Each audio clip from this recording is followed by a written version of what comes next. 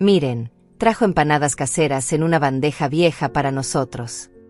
La voz de mi hijo Mauro resonó por toda la casa como una campana de burla, seguida inmediatamente por las carcajadas histéricas de Lorena, su esposa. Por 30 minutos completos, 30 minutos eternos, me quedé parada en esa sala viendo cómo destrozaban todo lo que había traído con amor. Fátima Godínez, 67 años, invisible ante mis propios ojos. Había llegado a su casa a las 3 de la tarde, exactamente como habíamos acordado por teléfono. Llevaba mis empanadas recién salidas del horno, todavía tibias, envueltas en un paño limpio que había bordado hace décadas. La bandeja de metal plateado, una que había comprado en el Mercado Central cuando ellos se casaron, pensando que sería perfecta para llevarles comida cuando fueran padres. Pero los nietos nunca llegaron, y la bandeja se convirtió solo en mi forma de llevarles amor en cada visita. Lorena tomó mi bandeja como si fuera basura radioactiva, sosteniéndola con las puntas de los dedos mientras arrugaba la nariz. ¡Ay, Dios mío, Mauro! ¿Viste esta reliquia? Tu mamá todavía usa estas bandejas oxidadas del siglo pasado. Sus uñas perfectas, recién hechas en el salón de belleza más caro de la ciudad, repasaron los pequeños rasguños del metal mientras sus ojos me atravesaban con desprecio total. Y mira estas empanadas, se ven tan caseras, tan rústicas. ¿Las hiciste tú misma, suegra? La pregunta sonaba como una acusación. Como si hacer comida con mis propias manos fuera un crimen. Como si el amor que había puesto en cada pliegue de masa fuera algo vergonzoso. Sí, respondí con la voz apenas audible. Las hice esta mañana, desde las 5. Desde las 5, gritó Lorena, volteándose hacia Mauro como si hubiera escuchado la confesión de un loco. ¿Escuchaste eso? Tu mamá se levantó a las 5 de la mañana para hacer empanadas caseras. ¿Quién hace eso en pleno 2025? Mi hijo, mi propio hijo, el que cargué en mis brazos cuando lloraba de cólicos, el que defendí de todos los bullies del colegio, se acercó riéndose como si fuera la broma más divertida del mundo. Mamá siempre ha sido así, Lorena. Nunca entiende que ya no vivimos como nuestros abuelos. Aquí compramos todo en el supermercado gourmet de la zona norte, ¿verdad, amor? Tomó una de mis empanadas y la partió por la mitad sin cuidado, dejando que el relleno de carne y cebolla se desparramara por su piso de mármol importado. Mira, hasta la masa se ve hecha a mano de verdad. ¿Cuántas horas perdiste haciendo esto, mamá? Perdiste. Como si amar fuera pérdida de tiempo. Lorena aplaudió como si estuviera viendo un espectáculo de circo. No puedo creerlo. Mauro, dile a tu mamá que nosotros tenemos chef personal 3 veces por semana. Gastamos $500 semanales solo en comida orgánica importada. Se volteó hacia mí con esa sonrisa falsa que había perfeccionado durante los 5 años que llevaba casada con mi hijo. Suegra, es que usted no entiende nuestro estilo de vida actual. No podemos comer estas cosas tan básicas. Básicas, repetí la palabra como si fuera veneno en mi boca. Sí, mamá, continuó Mauro, y cada palabra era como un clavo en mi corazón. Nosotros comemos en restaurantes que cuestan $200 por persona. Anoche fuimos a ese lugar japonés donde el chef cobra $300 solo por preparar sushi frente a ti. Estas empanadas están bien para tu nivel, pero nosotros ya evolucionamos, ¿entiendes? Evolucionamos. Como si yo fuera una especie inferior. Lorena tomó su teléfono celular, uno de esos que cuesta más que mi pensión de 3 meses, y comenzó a fotografiar mis empanadas. Tengo que mostrarles esto a mis amigas del club. Van a morirse de la risa cuando vean que tu suegra todavía cocina como en los años 50. Sus dedos volaron sobre la pantalla mientras escribía mensajes. Miren lo que me trajo mi suegra. Empanadas caseras en una bandeja vieja. ¿Pueden creerlo? Vi cómo enviaba las fotos. Vi cómo mis empanadas, hechas con tanto amor, se convertían en el chiste del día para sus amigas superficiales. Vi cómo mi dignidad se desmoronaba con cada carcajada que salía de sus bocas pintadas. Además, agregó Mauro, esa bandeja se ve tan deteriorada y antigua. ¿No tienes algo más presentable, mamá? Algo que no dé pena mostrar cuando vienen nuestros amigos. Por 30 minutos me humillaron. 30 minutos exactos que conté en el reloj de la pared, mientras ellos criticaron cada empanada, cada pliegue, cada ingrediente que había elegido con cuidado en el mercado. Se burlaron de mi delantal manchado, Imitaron mi forma de caminar encorvada, se rieron de mis manos arrugadas por años de trabajo. Lorena incluso fingió una arcada cuando probó un pequeño pedazo de empanada, como si fuera comida podrida. Durante esos 30 minutos eternos, yo permanecí de pie en esa sala lujosa, con sus muebles de cuero italiano y sus cuadros caros, observando cada gesto cruel, grabando cada palabra venenosa en lo más profundo de mi memoria. Ellos pensaban que era solo una vieja tonta que no entendía nada. Pero ellos no sabían algo. Algo que cambiaría todo. No sabían que 3 días antes, un hombre había tocado mi puerta. Un hombre que conocía muy bien a Lorena. Un hombre que me había contado quién era realmente la mujer que se reía de mis empanadas. Al día siguiente, esos dos estarían llorando. Mi respuesta haría que este día se convirtiera en su peor pesadilla para siempre. Esa noche no pude dormir. Las carcajadas de Mauro y Lorena seguían resonando en mis oídos como campanas de funeral.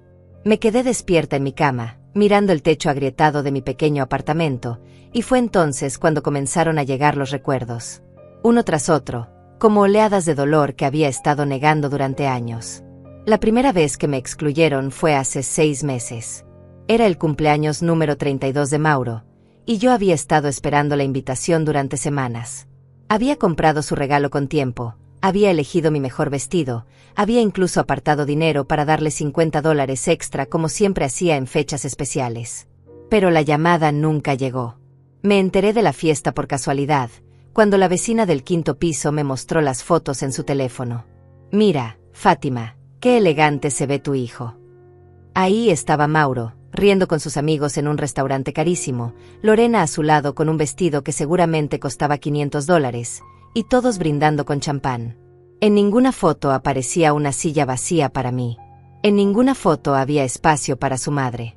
Cuando lo confronté al día siguiente por teléfono, su excusa fue perfecta, como siempre. «Ay, mamá, se me olvidó decirte. Fue algo muy íntimo, solo nosotros dos y unos pocos amigos del trabajo. Ya sabes cómo es Lorena con estas cosas sociales, prefiere grupos pequeños». Yo me tragué esa mentira como había hecho tantas veces antes, porque era más fácil creer que recordar que había contado 20 personas en esas fotos. El segundo episodio fue en Navidad.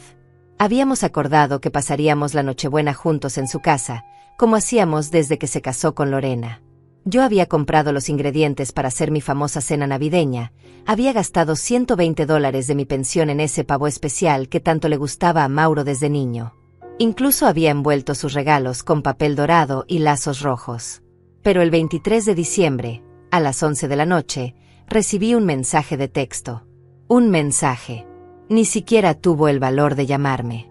«Mamá, surgió algo de último minuto. Los papás de Lorena llegaron de sorpresa desde España. No hay espacio en la mesa para todos. Te compensamos después. Ok». Me quedé con ese pavo crudo en el refrigerador y con la mesa puesta para 3 personas que nunca llegaron.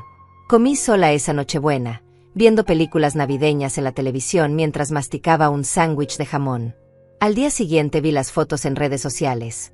Una mesa gigante con 12 invitados, decoración profesional, y Lorena posando como la anfitriona perfecta.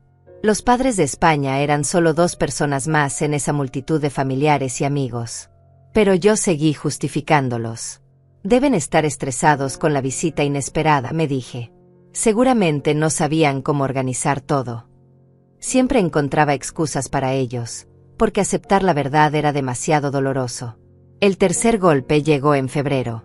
Lorena había estado posteando durante semanas sobre una cena especial que estaba organizando para presentar a su hermana que venía de visita desde Colombia. «Va a ser una noche muy especial», escribía en sus redes sociales. «Comida casera, ambiente familiar, pura tradición». Yo pensé que por fin me incluirían, que querría que conociera a su hermana, que valoraría mi experiencia cocinando. Esperé la invitación que nunca llegó.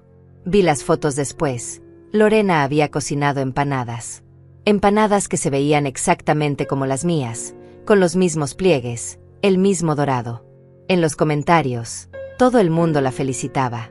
«Qué talentosa eres, Lorena. Se ven deliciosas, igual que las de mi abuela. Tienes manos de oro para cocinar». Yo sabía que ella no sabía hacer ni hervir agua cuando se casó con Mauro. Yo fui quien le enseñé esa receta de empanadas durante su primer año de matrimonio, paso a paso, con paciencia, pensando que estaba ayudando a mi nuera a ser mejor esposa para mi hijo. Y ahora se llevaba todo el crédito, mientras yo comía sola en mi apartamento. El cuarto desaire fue el más cruel. En abril, Mauro me llamó llorando. Mamá, Lorena está muy enferma. El doctor dice que necesita una cirugía de urgencia. Estamos muy asustados. Mi corazón de madre se activó inmediatamente. Voy para allá ahora mismo, le dije, ya buscando mis llaves. No, mamá, no hace falta. Solo queríamos que supieras. El hospital tiene reglas muy estrictas por el virus. Solo permiten una persona acompañante. Durante 5 días llamé 3 veces al día para preguntar cómo estaba Lorena. Mauro siempre sonaba cansado, preocupado, como si hubiera pasado noches en vela en el hospital. Está estable, mamá, pero todavía delicada. Yo no me muevo de aquí. Llegué a enviarles $300 de mis ahorros para cualquier gasto médico extra que necesitaran. Una semana después, revisando Facebook, vi las fotos. Lorena y Mauro en un resort de playa, bronceados y sonrientes, con copones de cóctel en las manos. Necesitábamos estas vacaciones después de tanto estrés laboral, decía el pie de foto. Las fechas coincidían exactamente con los días de la supuesta cirugía. Me habían mentido por 5 días seguidos. Habían tomado mi dinero y se habían ido de vacaciones mientras yo rezaba por la salud de una mujer que estaba tomando sol en la playa. Y cuando los confronté, la excusa de Mauro fue simple. Mamá, malentendiste. Nunca dije que era cirugía de urgencia. Era un procedimiento estético que Lorena tenía programado. Y después el doctor recomendó reposo en un lugar tranquilo. Todos esos episodios se conectaban ahora como piezas de un rompecabezas macabro. No eran errores ni malentendidos. Era un patrón.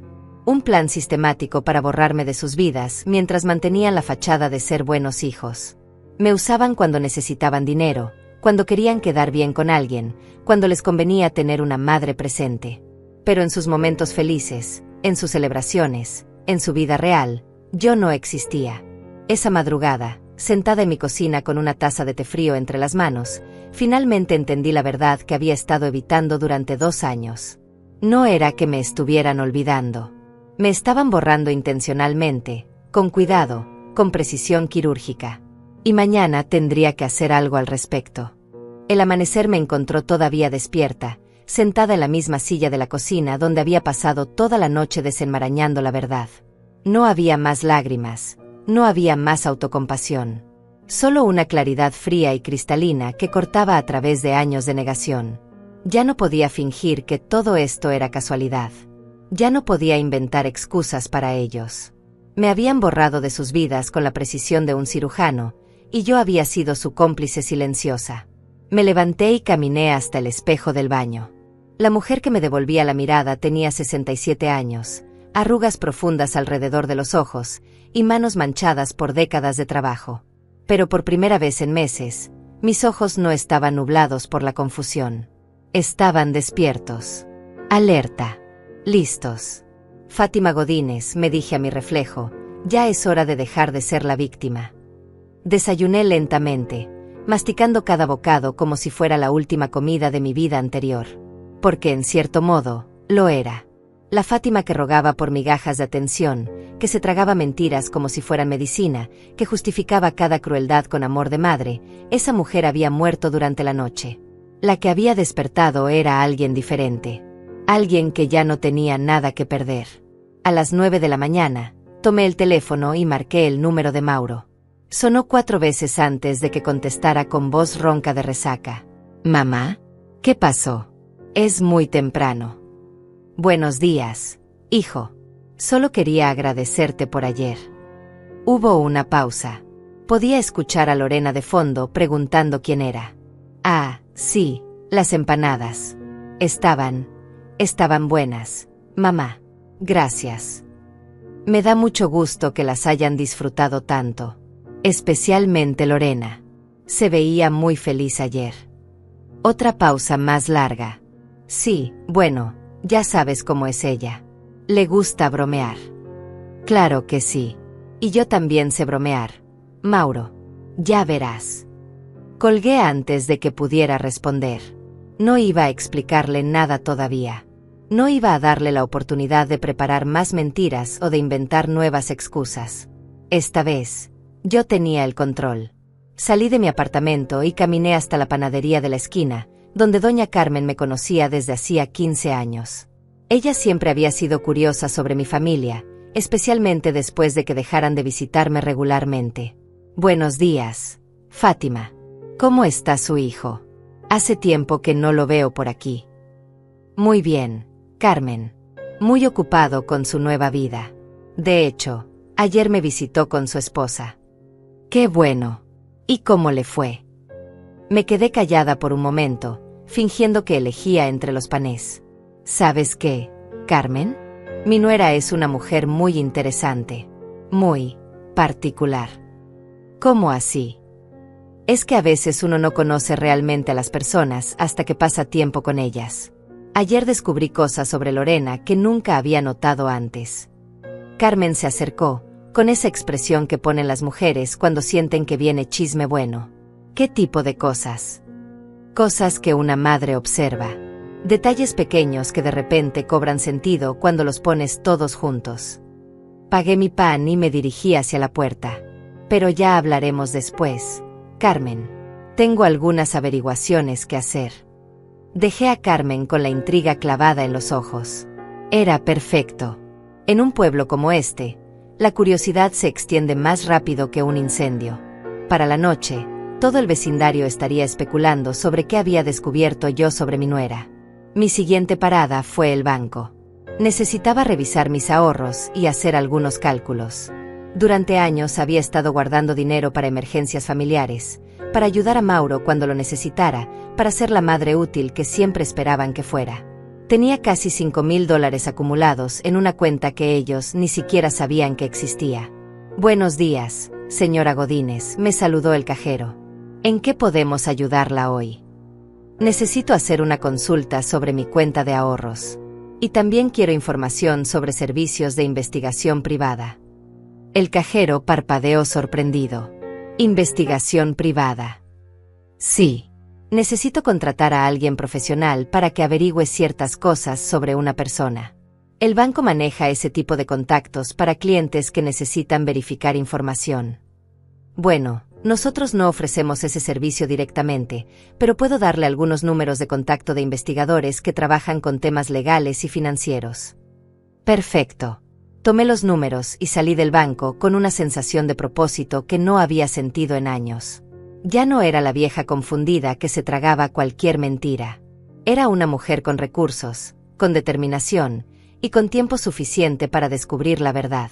De regreso a casa, me senté en mi mesa de la cocina y saqué una libreta vieja. En la primera página escribí: Proyecto Lorena, investigación. Debajo hice una lista de todo lo que sabía sobre mi nuera y todo lo que necesitaba averiguar. Lo que sabía, Lorena decía ser de Bogotá, Colombia. Supuestamente había estudiado administración de empresas. Según ella, sus padres habían muerto en un accidente cuando ella tenía 20 años.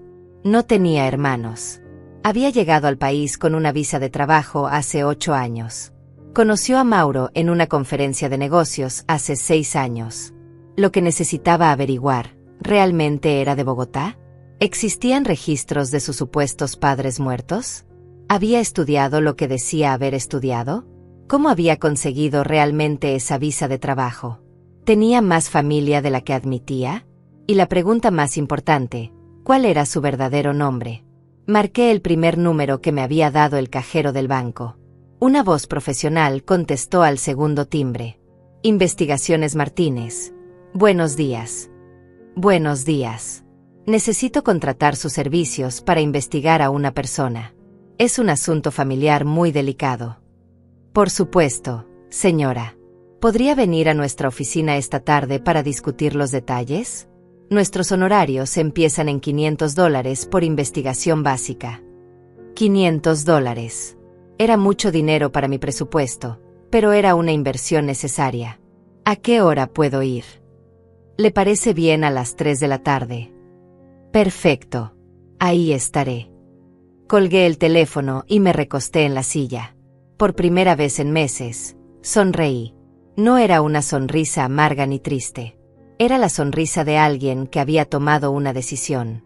Alguien que había dejado de ser reactivo para volverse proactivo. Esa tarde conocería al investigador que me ayudaría a descubrir quién era realmente Lorena.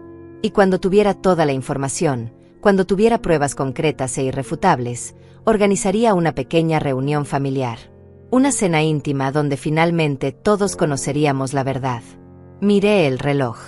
Eran las 11 de la mañana. En 4 horas comenzaría la fase activa de mi plan.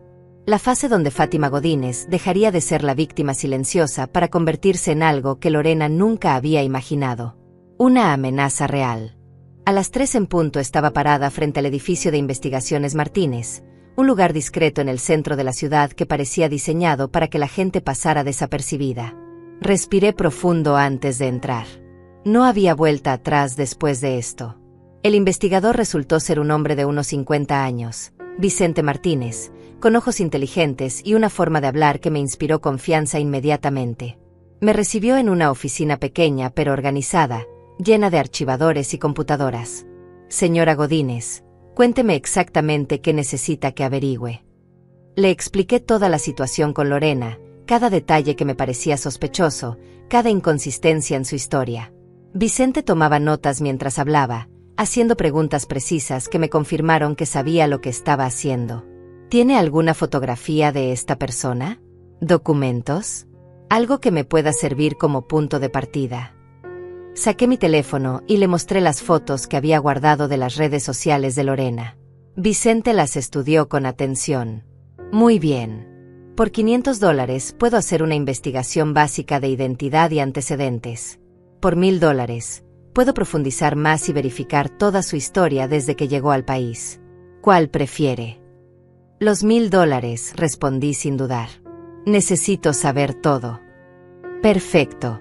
Debería tener resultados preliminares en una semana. ¿Tiene alguna sospecha específica sobre lo que podríamos encontrar? Honestamente, no sé qué estamos buscando.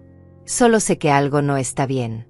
Mi instinto de madre me dice que esta mujer no es quien dice ser. Vicente sonrió. Los instintos de madre rara vez se equivocan, señora Godínez. He visto casos así antes. Empezaré mañana mismo. Salí de la oficina sintiéndome extrañamente ligera.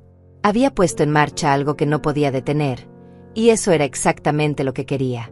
Caminé hacia la parada de autobús cuando escuché una voz a mis espaldas. Señora Godínez. Me volteé y vi a un hombre alto, de unos 40 años, que me observaba con una expresión seria. No lo reconocía, pero algo en su forma de mirarme me puso nerviosa. Sí, soy yo. Lo conozco. Mi nombre es José Díaz. ¿Podríamos hablar un momento? Es sobre Lorena Martínez, su nuera.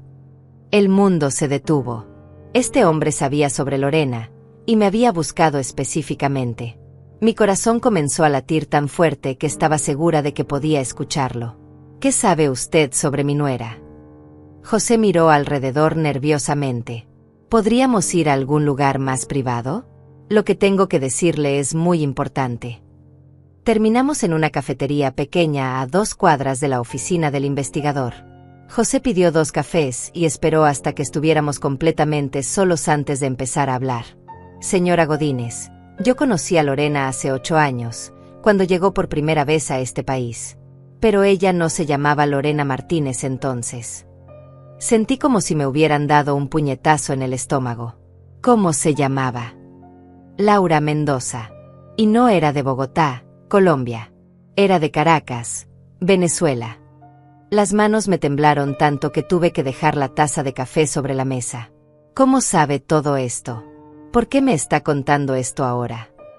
José se inclinó hacia adelante, bajando la voz. Porque Laura me robó. Me robó $50,000 y desapareció de un día para otro. He estado buscándola durante 5 años. El mundo comenzó a girar a mi alrededor. Todo lo que creía saber sobre Lorena se estaba desmoronando pieza por pieza. ¿Cómo?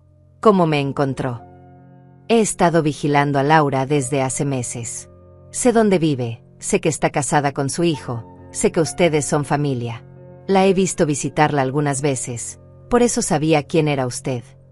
La ha estado vigilando. La idea me aterrorizó y me emocionó al mismo tiempo. Señora Godínez, Laura es una estafadora profesional. Se cambia de identidad cada pocos años, se casa con hombres que tienen dinero o propiedades, los manipula hasta conseguir lo que quiere, y después desaparece. Su hijo no es su primera víctima. Me quedé en silencio por varios minutos, procesando esta información. Todo comenzaba a tener sentido de una manera horrible. La forma en que Lorena había aparecido en la vida de Mauro tan repentinamente. ¿Cómo había conseguido que se casara con ella tan rápido? ¿Por qué siempre estaba presionándolo para que invirtiera en negocios nuevos? ¿Por qué me había estado alejando sistemáticamente de mi hijo?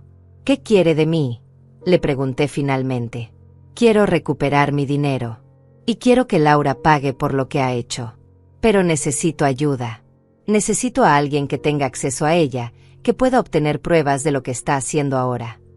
¿Qué tipo de pruebas? José sacó una carpeta delgada de su maletín.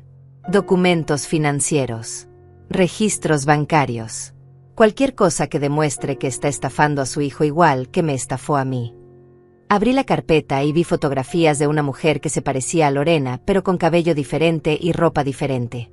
En una foto estaba abrazada a José frente a una casa grande. En otra, estaba firmando papeles en lo que parecía ser una oficina de bienes raíces. Esta casa era mía, explicó José. Laura me convenció de que la pusiera a su nombre para evitar problemas con impuestos. Una semana después, había vendido la propiedad y desaparecido con el dinero. Sentí náuseas. ¿Cree que le está haciendo lo mismo a Mauro? Estoy seguro de ello. He estado investigando sus movimientos financieros. Su hijo ha transferido grandes cantidades de dinero a cuentas que Laura controla. Ha puesto propiedades a nombre de ella. Y según mis fuentes, ella ya ha comenzado a liquidar algunos activos. Dios mío. Las palabras salieron de mi boca como un gemido. Señora Godínez, necesito que me permita ayudarla a salvar a su hijo. Pero también necesito que me ayude a hacer justicia. Laura no puede seguir haciendo esto a otras familias. Miré las fotografías otra vez. En una de ellas, Laura sostenía un cheque por $25,000, sonriendo como si hubiera ganado la lotería. Era exactamente la misma sonrisa que había visto en Lorena ayer cuando se burlaba de mis empanadas. ¿Qué necesita que haga? Primero, necesito que actúe normal. No puede confrontar a Laura todavía, porque si sospecha algo, desaparecerá otra vez y su hijo perderá todo. Segundo, necesito que me consiga acceso a documentos financieros o a cualquier información sobre las cuentas bancarias de Laura. ¿Cómo voy a conseguir eso? Usted es su suegra. Puede visitarlos, puede hacer preguntas. Puede fingir que está preocupada por el futuro financiero de su hijo y pedir ver los papeles importantes. José tenía razón. Podía hacer todo eso. Y ahora tenía una razón mucho más poderosa que mi orgullo herido para actuar. ¿Cuánto tiempo tenemos? No mucho. Según mis cálculos, Laura ya tiene suficiente dinero para desaparecer cómodamente. Podría irse en cualquier momento. Necesitamos actuar en las próximas 2 semanas. Me levanté de la mesa con las piernas temblorosas, pero con una determinación de acero corriendo por mis venas. Ya no se trataba solo de mi dignidad. Se trataba de salvar a mi hijo de una depredadora que estaba a punto de destruir su vida. Cuente conmigo, le dije a José. Vamos a detener a esa mujer. Cuando salí de la cafetería, ya no era la misma mujer que había entrado. Era alguien con una misión. Alguien con aliados. Alguien que finalmente tenía las herramientas para luchar. La guerra contra Lorena había comenzado oficialmente. Los siguientes días fueron los más intensos de mi vida. José y yo nos convertimos en un equipo silencioso y eficiente.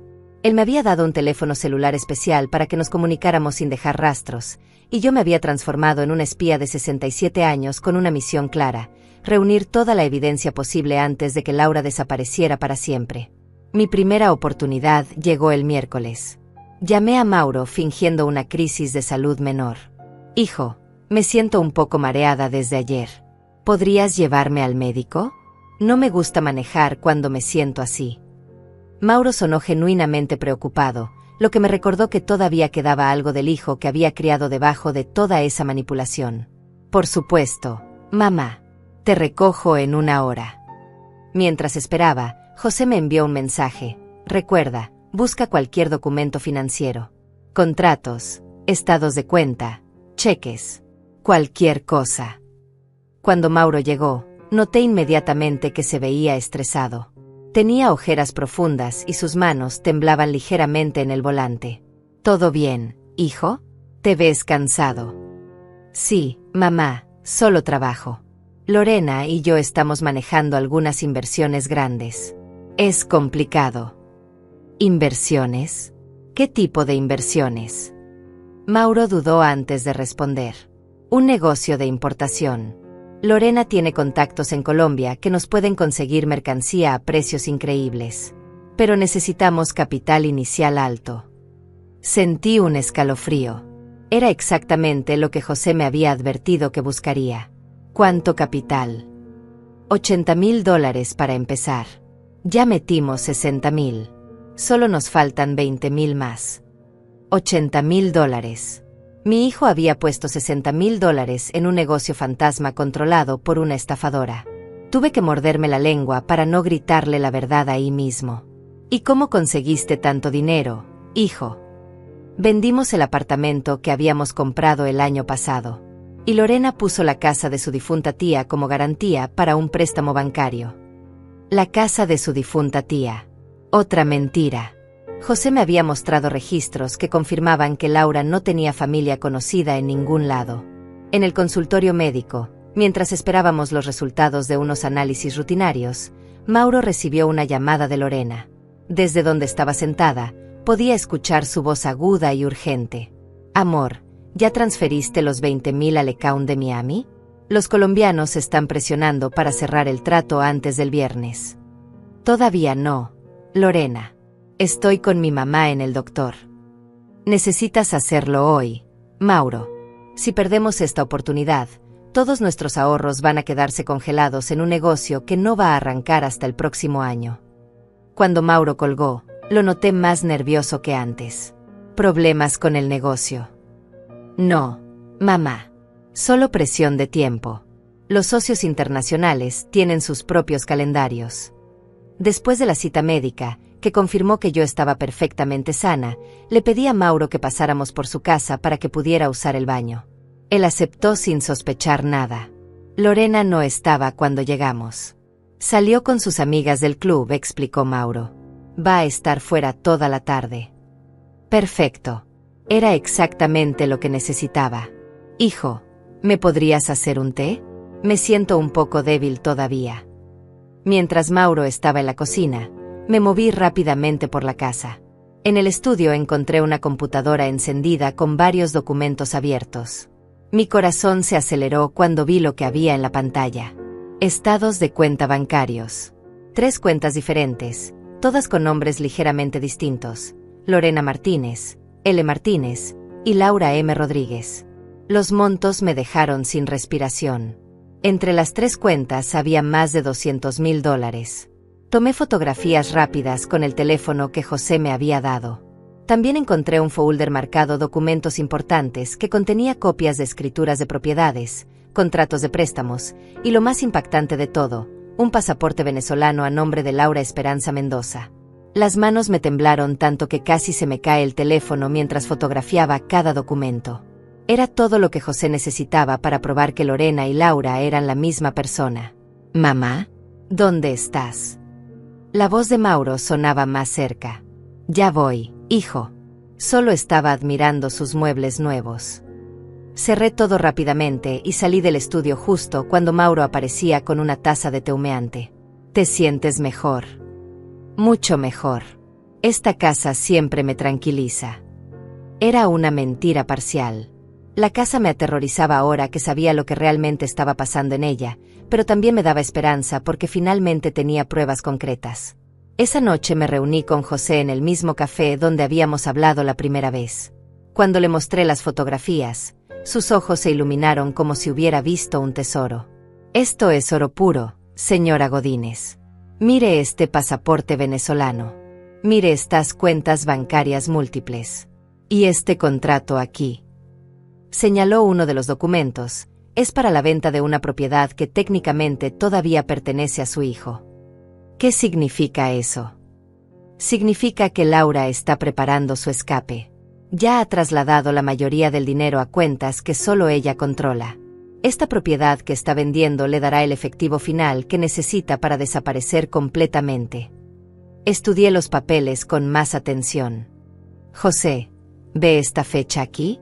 Dice que la venta se completa el próximo lunes. Exacto. Eso nos da exactamente 5 días para actuar. ¿Qué vamos a hacer? José se reclinó en su silla, con una sonrisa que no había visto desde que lo conocí. Vamos a tenderle una trampa que no va a poder evadir.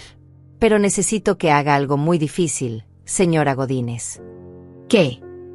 Necesito que invite a Laura y a su hijo a cenar el domingo. Una cena familiar normal, como si no supiéramos nada. Durante esa cena, usted va a confrontarla con toda esta evidencia, pero no va a estar sola. ¿Qué quiere decir? Voy a estar ahí con usted. Y voy a tener conmigo a un detective de la policía que ha estado investigando a Laura por fraude en otros estados. El domingo por la noche, Laura va a ser arrestada. Sentí una mezcla de terror y euforia. ¿Y si huye antes del domingo? No va a huir. Según estos documentos, todavía necesita la firma de su hijo para completar la última transacción. No puede irse sin ese dinero final. José tenía razón. Laura era codiciosa, y esa codicia iba a ser su perdición. Está bien, le dije. Organizaré la cena. Cuando llegué a casa esa noche, llamé a Mauro inmediatamente. Hijo, quiero invitarlos a cenar el domingo. He estado pensando en lo que pasó con las empanadas, y quiero hacer las paces con Lorena. ¿En serio, mamá? Eso sería genial. Lorena ha estado un poco estresada con los negocios, y una cena familiar la relajaría. Perfecto. Dile que voy a cocinar su comida favorita. Después de colgar, me senté en mi cocina y sonreí por primera vez en semanas. El domingo, Laura Esperanza Mendoza descubriría que había subestimado gravemente a Fátima Godínez. La cacería había terminado. Ahora venía la captura. El jueves por la mañana desperté con una claridad mental que no había sentido en años. Tenía 3 días para planear la cena más importante de mi vida, una cena que no solo salvaría a mi hijo, sino que haría justicia por todas las familias que Laura había destruido antes que la nuestra. José llegó a mi apartamento a las 9 en punto, acompañado por un hombre corpulento de unos 50 años que se presentó como detective Ramírez.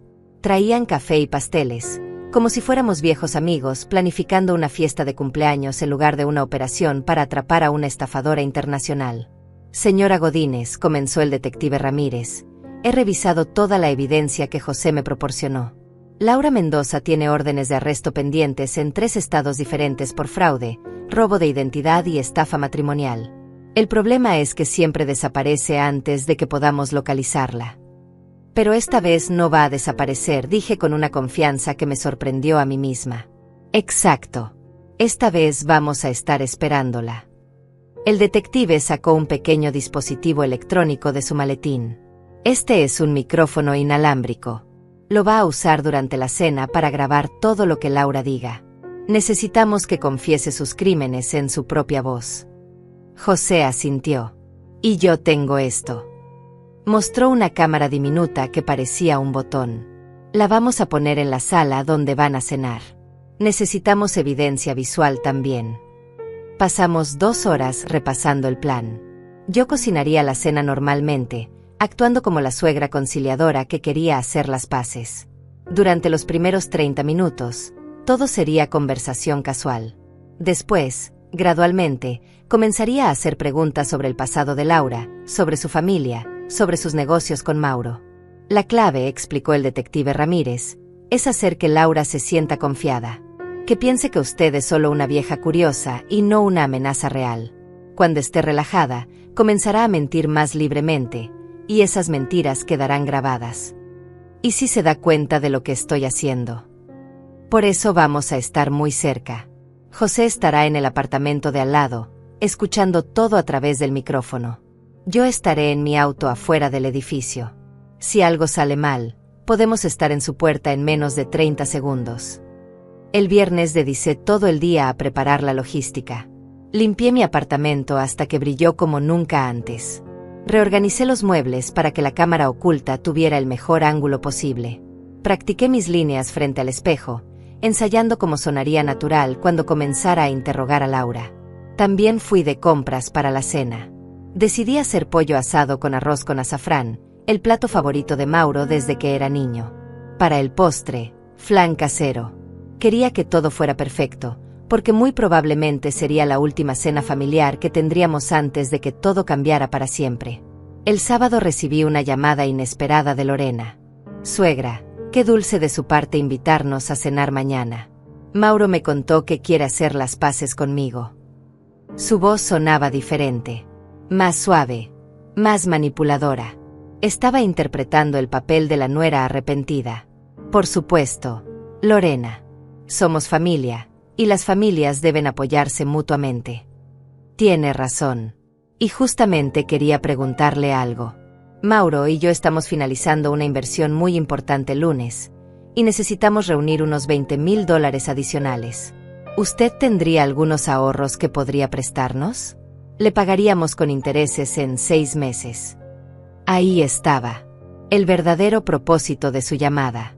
Laura había decidido que era momento de exprimir también a la suegra antes de desaparecer. Tuve que contener la risa. $20,000 es mucho dinero. Lorena, ¿para qué tipo de inversión? Es el negocio de importación que le mencionó Mauro. Una oportunidad única que nos va a hacer muy ricos. Pero tenemos que actuar rápido. Hablemos de eso durante la cena, ¿te parece? Quiero entender bien todos los detalles antes de tomar una decisión tan importante. Por supuesto, suegra. Vamos a llevar todos los documentos para que pueda revisarlos. Cuando colgué, inmediatamente llamé a José para contarle sobre la conversación. Perfecto, dijo. Laura está desesperada por conseguir ese dinero final. Eso significa que va a estar menos cuidadosa, más dispuesta a revelar información comprometedora. Esto nos da una ventaja enorme. El sábado por la noche casi no dormí. No por nervios, sino por anticipación. Durante meses había sido la víctima silenciosa, la suegra humillada, la madre ignorada.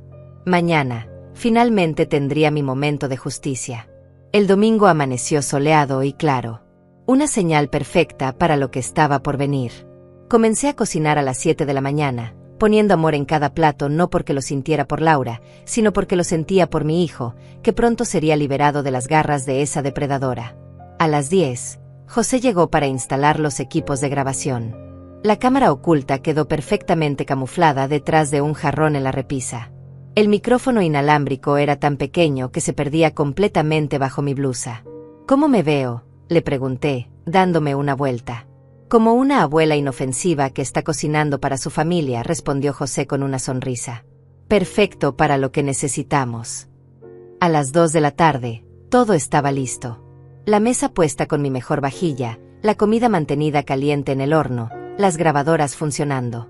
José se había ido al apartamento contiguo, donde la señora Martínez, mi vecina de toda la vida, le había prestado su sala para que pudiera escuchar todo lo que pasara en mi casa. A las 3 en punto sonó el timbre. Era Mauro, con un ramo de flores y una sonrisa genuina. Huele delicioso, mamá. Hiciste pollo asado. Tu favorito desde siempre.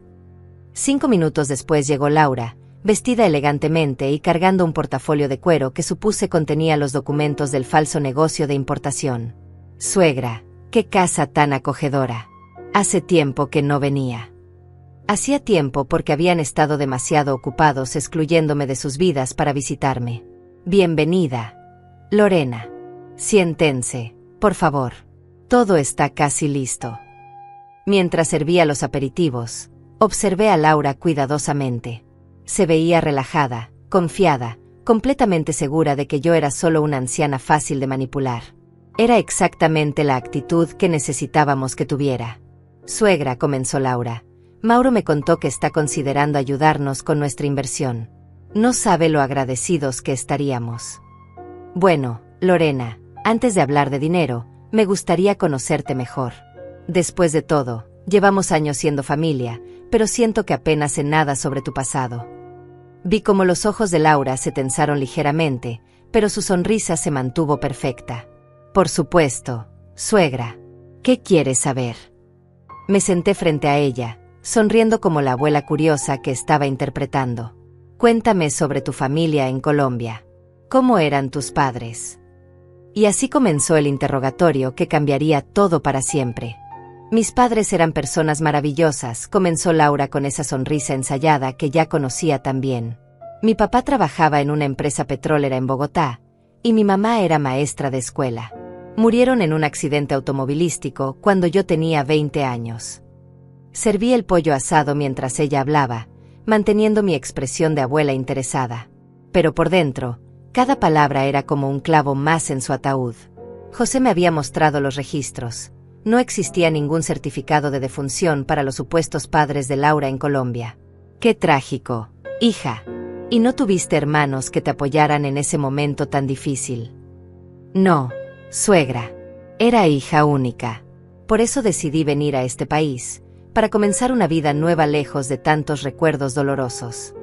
Mauro tomó la mano de su esposa con ternura. Por eso admiro tanto a Lorena, mamá. Ha construido toda su vida desde cero, sin familia que la apoye. Es admirable, concordé, llenando los platos. ¿Y cómo conseguiste la visa para venir al país, Lorena?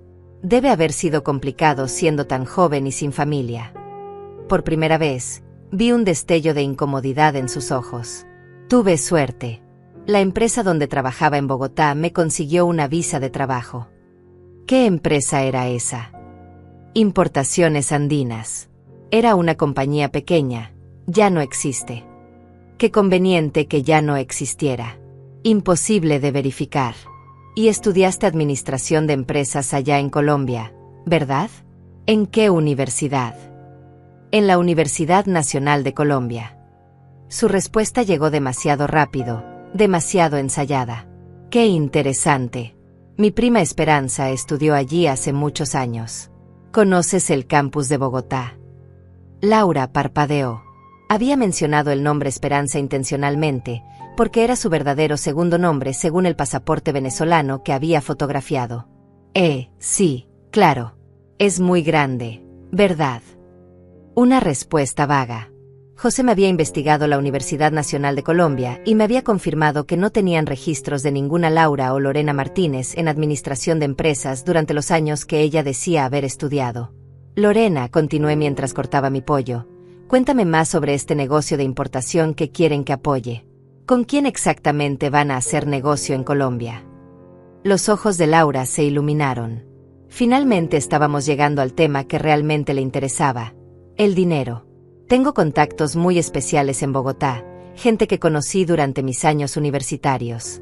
Ellos pueden conseguirnos productos artesanales a precios increíbles, y aquí los podemos vender por el triple. ¿Qué tipo de productos? Textiles principalmente. Bolsos de cuero, joyas de esmeraldas, cerámicas. Productos que los turistas americanos aman. Mauro se unió a la conversación con entusiasmo. Mamá, los números son impresionantes. Con una inversión inicial de $100,000, podemos generar $300,000 en el primer año. $100,000. La cifra había crecido desde la última vez que habíamos hablado. ¿100,000? Pregunté con sorpresa fingida. Pensé que habías dicho 80,000 la otra vez. Es que surgieron oportunidades adicionales, explicó Laura rápidamente. Podemos importar volúmenes más grandes si tenemos más capital inicial.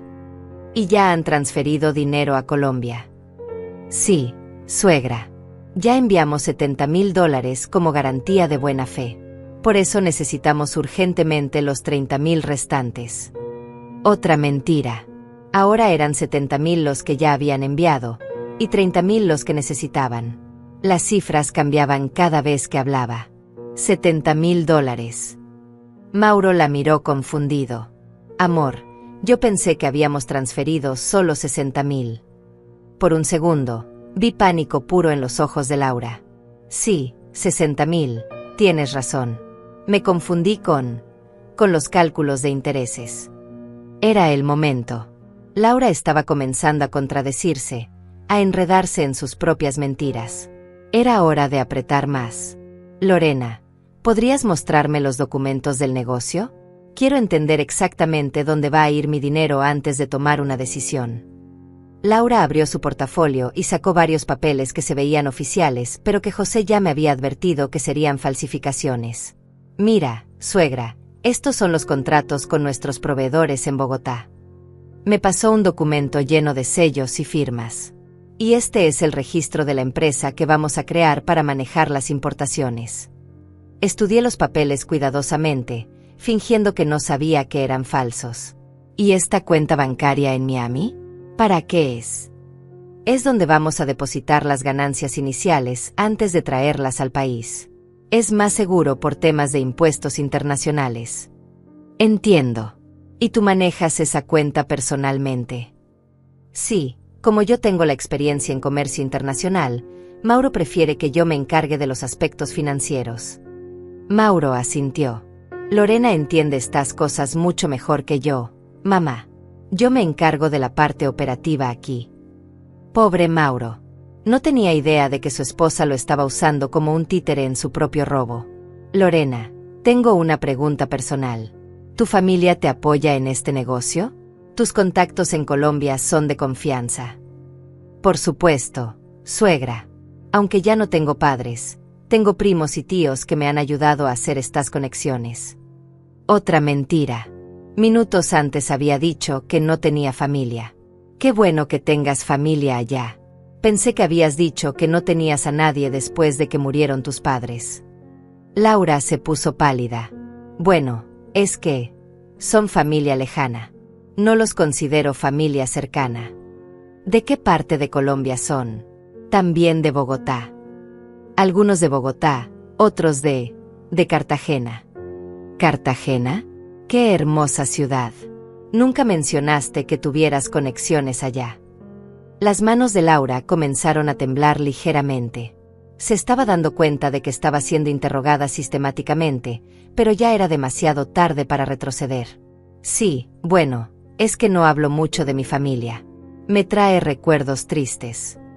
Por supuesto, hija, pero me da curiosidad. ¿Cómo se llamaba tu tía? La que tenía la casa que pusiste como garantía para el préstamo. El silencio que siguió fue ensordecedor. Laura me miró como si hubiera visto un fantasma. ¿Cómo sabes sobre la casa de mi tía? Mauro me lo mencionó el otro día. Dijo que habían usado esa propiedad para conseguir un préstamo bancario. Mauro la miró confundido. ¿Qué casa, Lorena? Yo pensé que habíamos usado nuestro apartamento como garantía. Y ahí fue cuando Laura se desplomó completamente. Sus mentiras se habían vuelto tan complicadas que ya no podía mantenerlas organizadas. Nosotros. Es que usamos varias propiedades para diferentes préstamos. Varias propiedades. La voz de Mauro se estaba volviendo tensa. Lorena, ¿de qué propiedades estás hablando? Laura se levantó bruscamente de la mesa. Necesito ir al baño. Por supuesto, hija. Ya sabes dónde está. En cuanto Laura desapareció por el pasillo, Mauro se volteó hacia mí con una expresión de confusión total. Mamá, algo está muy raro. Lorena nunca me había hablado de una tía con casa, ni de propiedades múltiples, ni de familia en Cartagena. Hijo, dije suavemente, creo que es hora de que sepas la verdad sobre tu esposa. Y entonces le conté todo. Mauro me miró como si hubiera perdido la razón cuando terminé de explicarle todo sobre Laura, José y la investigación. Sus ojos pasaron de la confusión al shock, y después a algo que parecía estar entre la furia y el pánico total. Mamá, eso es imposible. Estás diciendo que mi esposa es una estafadora internacional. Eso no puede ser verdad. Hijo, tengo pruebas. Fotografías de sus documentos, registros bancarios, su pasaporte venezolano con su nombre real. En ese momento, escuchamos pasos regresando del baño. Laura apareció en la entrada del comedor, pero algo había cambiado en su postura. Ya no caminaba con la confianza arrogante de antes. Sus ojos se movían nerviosamente entre Mauro y yo, como un animal acorralado buscando una ruta de escape. ¿De qué estaban hablando?, preguntó con una sonrisa forzada. Lorena, dijo Mauro con una voz que no reconocí. Mi mamá me acaba de contar algunas cosas muy interesantes sobre ti. Laura se sentó lentamente, manteniendo esa sonrisa falsa, pero con las manos claramente temblando. ¿Qué tipo de cosas? Cosas como el hecho de que tu nombre real es Laura Esperanza Mendoza, no Lorena Martínez. Cosas como que eres de Venezuela, no de Colombia.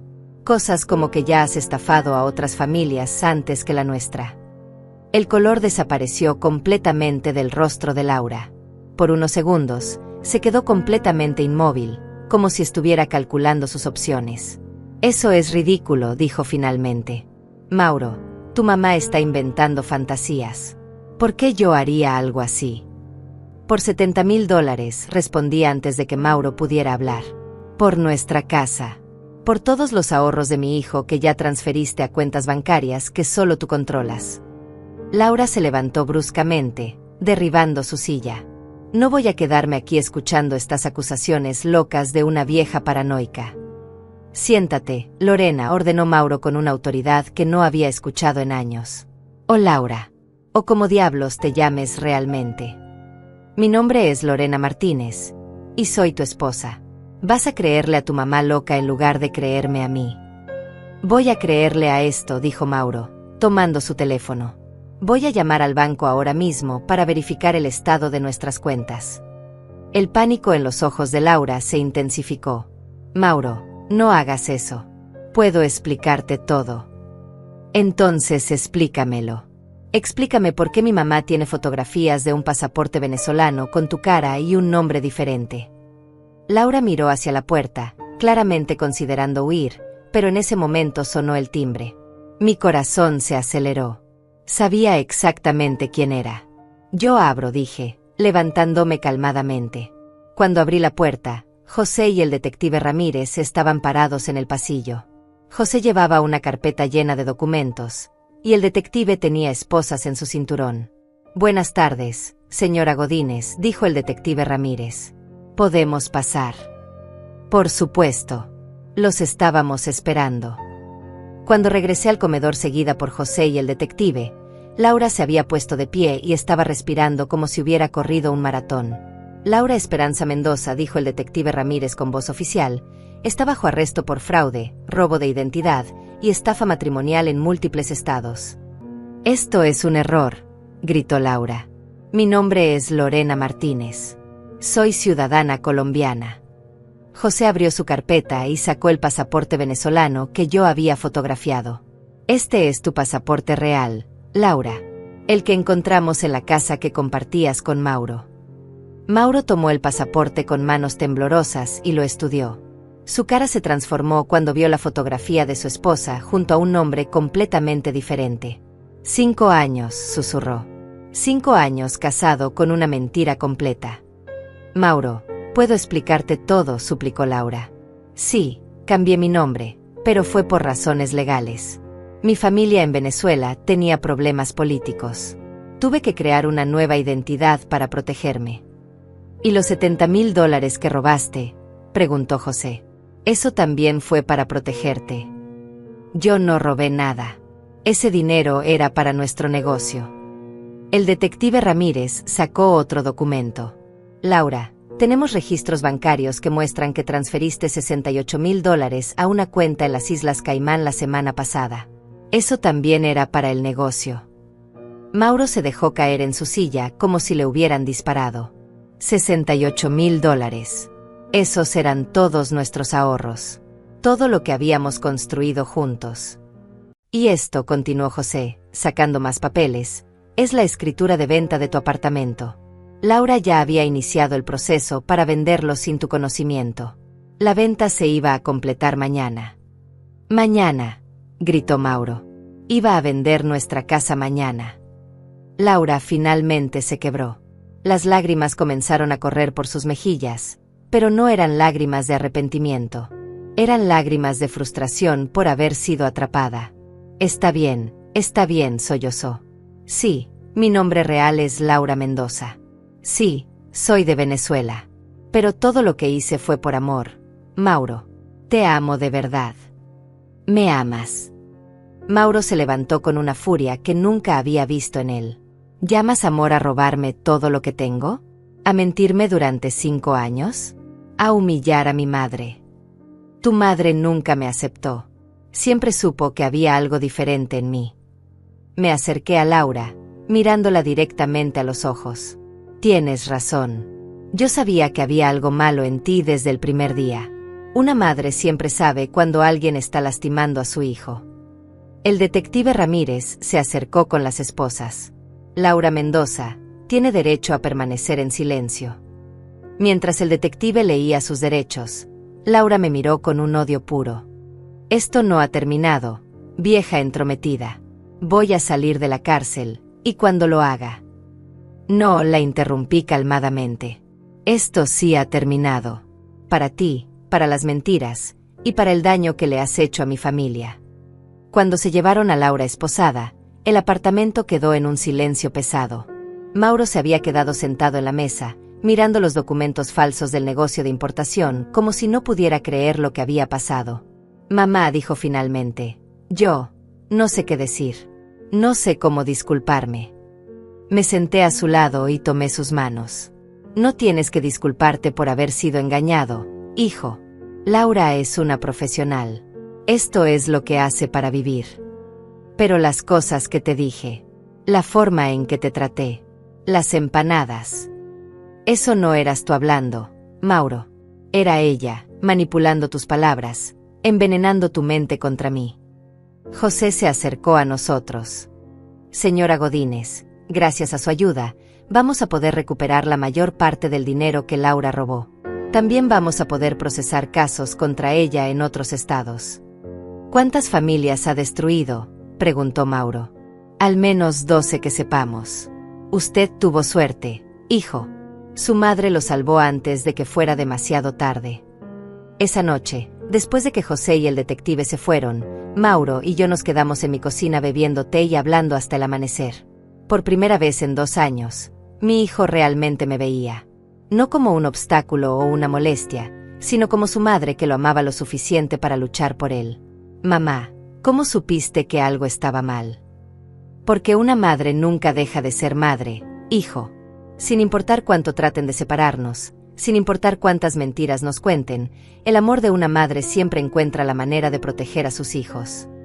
Al amanecer, Mauro se había quedado dormido en mi sofá, acurrucado como cuando era niño y tenía pesadillas. Lo cubrí con una manta y me quedé observándolo, agradecida de tener a mi hijo de vuelta. La guerra había terminado. Habíamos ganado. 6 meses después del arresto de Laura, mi vida había cambiado de maneras que nunca imaginé posibles. No solo había recuperado a mi hijo, sino que había descubierto una fuerza interior que no sabía que tenía. La mujer tímida que se tragaba humillaciones ya no existía. En su lugar había alguien que sabía exactamente cuánto valía. Mauro se mudó de vuelta a un apartamento más pequeño pero honesto, un lugar que él mismo eligió y pagó con dinero que realmente había ganado. Las investigaciones del detective Ramírez habían logrado recuperar $43,000 de los $70,000 que Laura había robado. El resto se había perdido en transferencias internacionales complicadas, pero Mauro decía que no importaba. Es el precio que pagué por aprender una lección que necesitaba aprender, me decía. Los domingos se convirtieron en nuestro día sagrado. Mauro llegaba a mi casa a las 10 de la mañana con ingredientes frescos del mercado, y pasábamos todo el día cocinando juntos. Era durante esas tardes de empanadas y conversaciones que finalmente conocí al hijo que había estado escondido detrás de las manipulaciones de Laura durante tanto tiempo. Mamá, me dijo un domingo mientras amasábamos juntos, quiero que sepas que nunca dejé de amarte. Incluso cuando estaba diciendo esas cosas horribles, en el fondo sabía que algo estaba mal. Lo sé, hijo. Laura era muy buena en lo que hacía. Sabía exactamente cómo separar a las familias. El proceso legal contra Laura había revelado una red de estafas que se extendía por 7 estados diferentes. José no solo recuperó los $50,000 que ella le había robado, sino que se convirtió en un testigo clave que ayudó a procesar docenas de casos similares. Las autoridades descubrieron que Laura había usado al menos 8 identidades diferentes durante los últimos 10 años, siempre con el mismo patrón: encontrar hombres vulnerables, casarse rápidamente, robar todo lo que podía y desaparecer. Durante el juicio, que duró 3 meses, Mauro y yo asistimos a todas las audiencias. Ver a Laura en ese uniforme de presidiaria, sin maquillaje, sin joyas caras, sin la máscara de elegancia que había usado para seducirnos, fue profundamente satisfactorio. Cuando el juez la condenó a 12 años de prisión federal, sentí que finalmente se había hecho justicia no solo para nuestra familia, sino para todas las familias que había destruido. ¿Te sientes mal por ella?, me preguntó Mauro después de la sentencia. No, respondí sin dudar. Laura hizo decisiones conscientes para lastimar a gente inocente. Las consecuencias de esas decisiones son responsabilidad suya, no mía. José se había convertido en un amigo verdadero, alguien con quien Mauro y yo nos reuníamos una vez al mes para almorzar y compartir historias. Él había decidido usar su experiencia para ayudar a otras víctimas de estafadores románticos, creando una organización sin fines de lucro que ofrecía investigaciones gratuitas para familias sospechosas de estar siendo manipuladas. Señora Godínez, me dijo durante uno de nuestros almuerzos, usted salvó a su hijo, pero también salvó a todas las familias futuras que Laura habría destruido. Eso es algo de lo que debería estar muy orgullosa.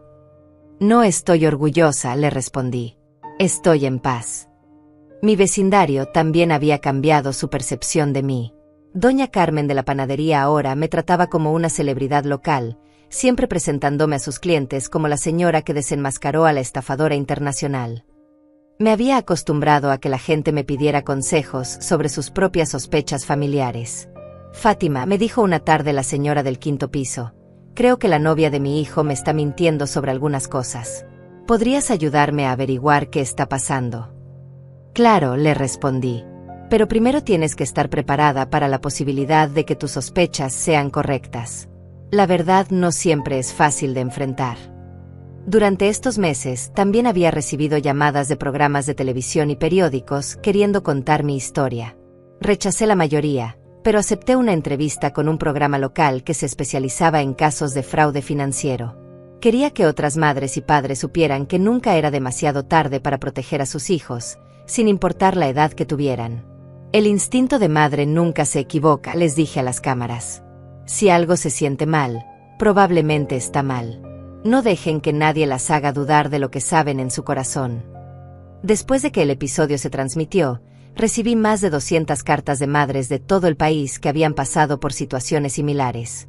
Algunas todavía estaban luchando contra nueras manipuladoras, otras habían perdido completamente el contacto con sus hijos, y algunas habían logrado resolver sus problemas familiares después de ver mi historia. Una carta en particular me marcó profundamente. Era de una mujer de 70 años en Texas, cuyo hijo había cortado todo contacto con ella después de casarse con una mujer que claramente lo estaba aislando de su familia. Señora Godínez, escribía, después de ver su entrevista, decidí contratar a un investigador privado como usted hizo. Descubrimos que mi nuera tenía 3 matrimonios anteriores que había escondido, y que ya había comenzado a vaciar las cuentas bancarias de mi hijo. Gracias a su ejemplo, tuve el valor de actuar antes de que fuera demasiado tarde. Esas cartas me recordaban por qué había valido la pena todo el dolor y el esfuerzo de desenmascarar a Laura. No había sido solo por Mauro o por mí. Había sido por todas las familias que merecían protección contra depredadores como ella. El año pasado, en el primer aniversario de la cena que cambió todo, Mauro organizó una pequeña celebración en mi apartamento. Invitó a José, al detective Ramírez, y a algunos vecinos que habían sido parte de nuestra historia. Quiero hacer un brindis, dijo Mauro, levantando su copa de vino. Por mi mamá, Fátima Godínez, que me enseñó que el amor verdadero a veces significa luchar, aunque esa lucha sea incómoda y difícil. Y por todas las madres que nunca se rinden, agregué, que nunca dejan de proteger a sus hijos, sin importar cuánto cueste. Esa noche, después de que todos se fueron, me quedé sola en mi cocina limpiando los platos y reflexionando sobre todo lo que había pasado. La bandeja vieja que Laura había ridiculizado estaba en el fregadero, manchada con restos de las empanadas que había hecho para la celebración. Era la misma bandeja, pero ahora representaba algo completamente diferente. Ya no era un símbolo de humillación, sino un símbolo de perseverancia. Me miré en el reflejo de la ventana de la cocina. Seguía siendo Fátima Godínez de 67 años, con las mismas arrugas y las mismas manos trabajadas. Pero ahora sabía algo que no sabía antes. Sabía exactamente de qué era capaz cuando las personas que amaba estaban en peligro. Saqué mi teléfono y marqué el número de Mauro. «Mamá», ¿Todo bien? Es muy tarde. Todo está perfecto, hijo. Solo quería decirte que te amo. También te amo, mamá. Hasta mañana. Colgué el teléfono y sonreí. Mañana era domingo, y Mauro vendría a cocinar conmigo otra vez. Haríamos empanadas, hablaríamos de la vida, y yo seguiría siendo lo que siempre había sido, una madre que haría cualquier cosa por proteger a su familia. Y si algún día otra Laura aparecía en nuestras vidas, ya sabía exactamente qué hacer. Porque una vez que una madre descubre su poder, ese poder nunca desaparece. La historia había terminado, pero Fátima Godínez apenas había comenzado. ¿Y tú? ¿Has sentido alguna vez que alguien estaba tratando de borrarte de tu propia historia familiar? ¿Has tenido que luchar para proteger a las personas que amas de alguien que parecía perfecto, pero que escondía intenciones maliciosas? Cuéntame tu historia en los comentarios. A veces, compartir nuestras experiencias es la única manera de ayudar a otras familias que están pasando por lo mismo.